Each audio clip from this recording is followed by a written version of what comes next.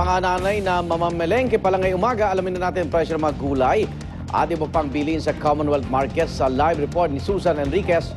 Susan? Arnold, magandang balita ito sa ating mga misis dahil maliban ho sa presyo ng isda na nagkaroon ng bahagyang pagtaas sa presyo, yun ho, iba mga bilihin gaya ng mga gulay at karne ay wala ho naging pagtaas sa presyo ng mga bilihin nitong mga nakalipas na araw. Gaya po ng bawang na nanatili po ang presyo nito sa 160 pesos bawat kilo. Dito po yan sa Commonwealth Market. Ang sibuyas na pula ay 50 pesos per kilo. Ang sibuyas na puti naman ay umaabot po sa 40 pesos per kilo. Samantala, yun naman pong patatas, yan, na ginagamit natin pagka mga nilaga, ay 60 pesos per kilo. Ang sayote ay nananatili po sa presyong 20 pesos per kilo. Samantalang ang kalabasa na masarap na magginisa ay 20 pesos per kilo. Samantalang yung pong carrots na pampalinaw ng mata, 20 pesos din per kilo. Ang repolyo po ay stable sa presyong 40 pesos per kilo. Samantalang ang talong ay nananatili po sa presyong 30 pesos bawat kilo. Samantala, ang presyo naman po ng mga karne gaya po ng manok, 120 pesos po ang kilo nito. Wala pong pagtaas nito mga nakalipas na araw. Ang baboy naman po ay nanatili sa 160 pesos per kilo. At ang baka ay umaabot po sa 240 pesos per kilo. So yan po yung umiiral na presyo ngayon ng mga pangunahing bilihin dito po sa Commonwealth Market. Nagkaroon lamang na bahagyang pagtaas sa ilang presyo ng nabibiling isda. Pero ang gulay at ang mga karne po ay nananatili at walang pagtaas sa kanilang presyo. Pansamantala mula rito sa Commonwealth Market, balik sa iyo, Arnold. Maraming salamat, Susan Enriquez.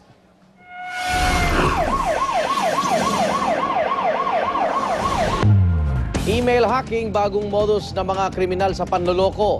Kahit sino pwedeng mabiktima nito pero meron namang mga paraan para makaiwas dito. Darito ang report ni Sirian Aguho.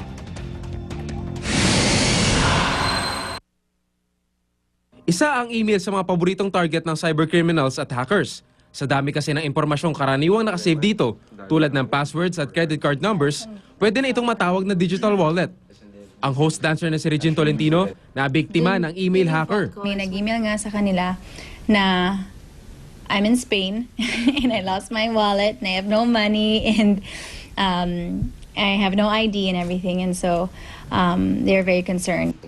Ayon kay IT expert Jerry Liao, stranded friend email scam ang tawag sa modus na ito. Gagamitin niya yung name mo, yung nagmamayari nun ng hack account. At padadalang ka ng email at sasabihin sa'yo na naipit siya o na-stranded siya sa isang lugar or na nakawan siya, for example, at naubos lahat yung kanyang kayamanan at hindi siya makauwi at humihingi siya sa'yo ng pera. Nakukuha rin ng hackers ang login information gamit ang keylogger programs. Nare-record nito ang bawat pindot o keystroke ng biktima at naipapadala ang impormasyon sa mga hacker. At gaya ng mga virus, pwede itong makuha sa pag-click ng links o pagpunta sa ilang website. Kaya payo ni Liao, kapag nakatanggap ng kahina-hinalang email, i-verify muna ang detalye sa email. Kung may contact number, tawagan mo na ito. Huwag mag-click ng kahit ano sa email dahil posibleng may laman itong virus o keylogger. At i-double check ang email address ng sender. Bogus o gawa-gawang email address ang mga ginagamit ng mga hacker. At kadalasan ipinaparehas nila ang pangalan nito sa official websites o di kaya sa email address ng inyong mga kakilala. Para ma-verify kung saan talaga mapupunta ang inyong email reply, i-click lang ang view full header at tignan ang return path. Para hindi ma-hack, lagi mag-log out. Gumawa ng hiwalay na email account para sa personal at business transactions. Magpalit ng password kada 3 buwan. Huwag gumamit ng birthday, pangalan o iba pang madaling hulaan na password at maglagay ng anti-keylogger softwares. You have to think twice. Ano yung gusto mong i-share, no, sa publiko na gusto mong malaman nila. Kung sa tingin mo ito ay private matter, this is something secret at ayaw mong ipaalam, do not upload it. Because anything you put on the web stays on the web.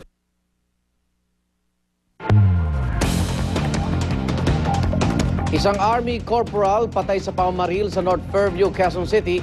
Nagtamo po na isang tama ng bala sa ulo ang biktima na kinilalang si Corporal Santiago Asok.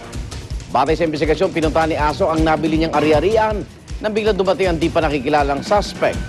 Nagpambuno pa umano ng 2 bago pinaril ng suspect ang biktima. Patuloy pang inimbestigahan ng mga otoridad ng krimen. Isa sa mga sinisilip ay kung posibleng may kinalaman ng pagpatay sa awayan sa lupa.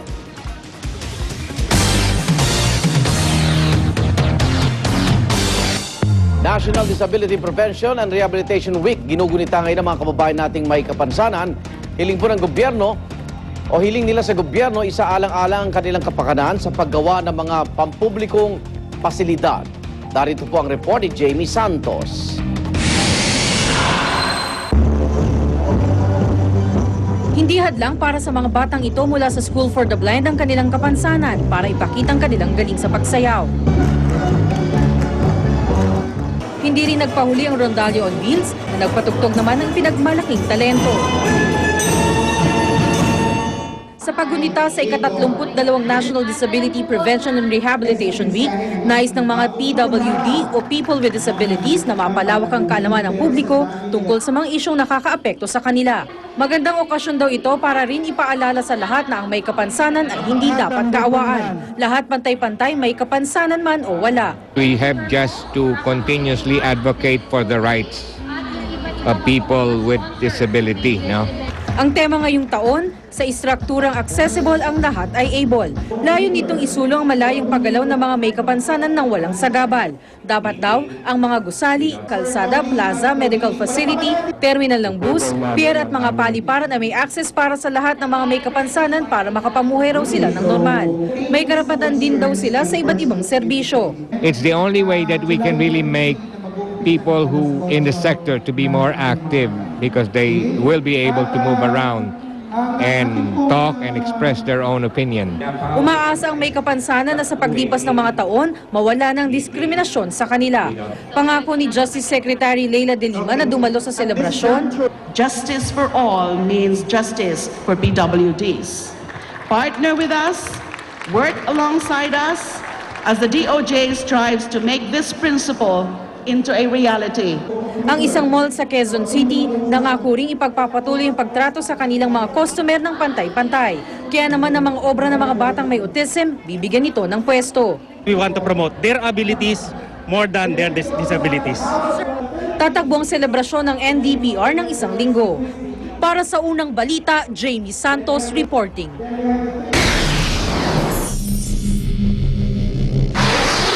Matapos bayuhin ng Pilipinas, bagyong Basha ang pinaramdam rin ang hagupit sa southern China. Matinding pagbaha ang naranasan ngayon sa ilang probinsya ng China dahil sa pananalasa ng bagyong Basha na may international name na Conson.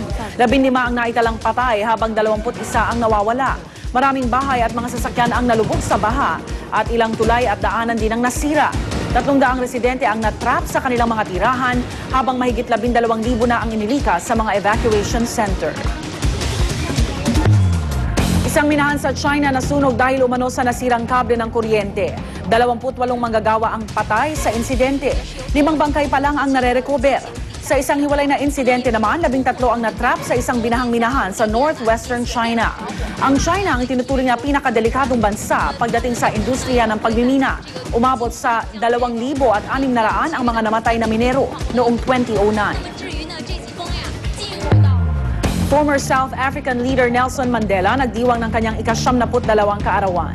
Nag-celebrate ng birthday si Mandela kasama ang kanyang pamilya sa bahay niya sa Johannesburg. Tuwang-tuwa si Mandela sa kanyang mga apo at apo sa tuhod na siyang umihip ng kanyang birthday candles. Ito rin ang kauna-unahang International Mandela Day na inilunsad ng United Nations. Layo nitong maglaan ang mga tao ng 67 minuto sa community work o sa pagtulong sa iba bilang simbolo ng 67 taon ni Mandela sa national at international politics. Nagatid din ang pagbati at pasasalamat si South African President Jacob Zuma kay Mandela. Magkasunod ng suicide bombing sa Iraq, 48 ang patay. 52 naman ang sugatan sa insidente. Layo ng unang pagpapasabog na patayin ng grupong Sunni na Sons of Iraq o SAWA. Ito ang grupong nakikipagtulungan sa gobyerno para lumaban sa puwersa ng Al-Qaeda. Ginawa ito sa isang checkpoint malapit sa military base kung saan kinukuha ng mga miyembro ng SAWA ang kanilang mga sweldo. Ang pangalawang pagpapasabog naman, target ang mga empleyado ng isang universidad. Ikinabit naman ang bomba sa isang kotse at pinasabog habang nasa tapat ito ng eskwelahan. Nagkaroon din po ng suicide bombing sa Kabul, Afghanistan. 3 sibilyan ang patay sa pagpapasabog. Ginawa ang suicide bombing 2 araw bago ang international conference na dadaluhan ng 60 bansa. Ayon sa mga otoridad, naglalakad lamang ang suicide bomber. Hindi rin daw malinaw kung sino ang kanyang target. 23 iba pa ang sugatan sa insidente.